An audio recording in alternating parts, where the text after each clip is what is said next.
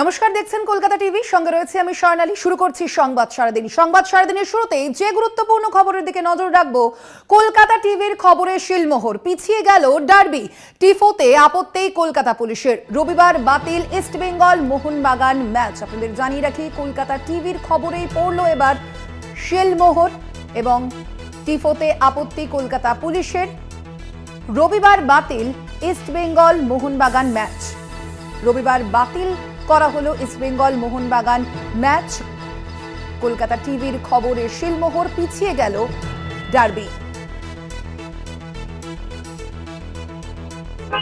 টিফোতে আপত্তি রাজ্য পুলিশের। রবিবার বাতিল ইস্টবেঙ্গল মোহনবাগান ম্যাচ। কথা বলবো, ফোন লাইনে আমরা রয়েছেন কলকাতা টিভির যুগ্ম সম্পাদক গৌতম ভট্টাচার্য। গৌতম দা, অর্থাৎ বোঝাই যাচ্ছে যে একেবারে কলকাতা টিভি আমাদের পক্ষ থেকে যে কথা জানানো হয়েছিল যে ডার্বি কিন্তু পিছিয়ে গেল, সেই মতোই কিন্তু ম্যাচ ক্যান্সেল করা হলো। ঠিক কি কারণে এই বাতিল করা হলো এই ম্যাচ? তো কারণ হচ্ছে নিরাপত্তার কারণে। এই যে ডুরান্ড কাপ অর্গানাইজ করে রাজ্য সরকার এবং তার সঙ্গে ডুরান্ড কাপ কমিটি, মানে মিলিটারি। রাজ্য সরকারের পক্ষ থেকে রাজ্য পুলিশ সল্টলেক স্টেডিয়ামটা যাদের আন্ডারে, তারা বলেছে যে তারা উপযুক্ত নিরাপত্তা ব্যবস্থা ইনশিওর করতে পারবে না কালকের ম্যাচে, যেহেতু শহরের বিভিন্ন জায়গায় বা তাদের বিভিন্ন জায়গায় তাদের অন্তর্ভুক্ত এরিয়াতে হয়তো পুলিশ দিতে হবে, সেই জন্য নিরাপত্তার কারণে তারা করতে চায়নি। তখন মিলিটারি পক্ষ থেকে বলা হয়, সামরিক বাহিনীর পক্ষ থেকে, যে তারা অর্গানাইজ করে নেবে তাদের নিজস্ব যে ফোর্স আছে সেটা দিয়ে।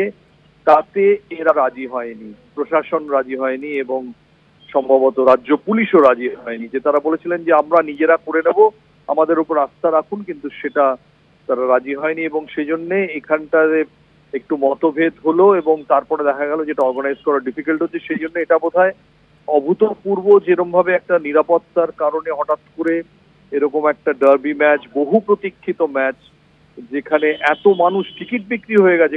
কালকেও কোনো আভাস ছিল না স্বর্ণালী যে ম্যাচটা ক্যান্সেল হতে পারে।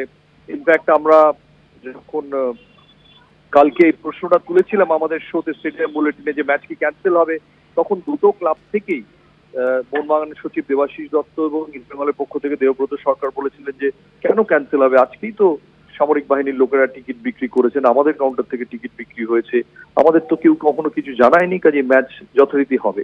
কিন্তু তারপরে দেখা গেল যে হয়তো অনেক প্রশাসনের মনে হলো যে ম্যাচে নানান গ্যালারিতে হয়তো অগ্নিগর্ভ পরিস্থিতি হতে পারে, অনেকে প্ল্যাকার্ড নিয়ে ঢুকতে পারে, নানান ধরনের সমস্যা হতে পারে। এক্স্যাক্টলি কি কারণে হয়েছে বলা খুব ডিফিকাল্ট। দুই প্রধানকে বলা হয়, তারা নিজেদের মধ্যে মিটিং এ বসে, ইনফ্যাক্ট এখনো মিটিং চলছে। ঠিক হয়েছে যে ম্যাচটা বাতিল হয়ে গেল, গ্রুপ লিগের ম্যাচ আর হবে না।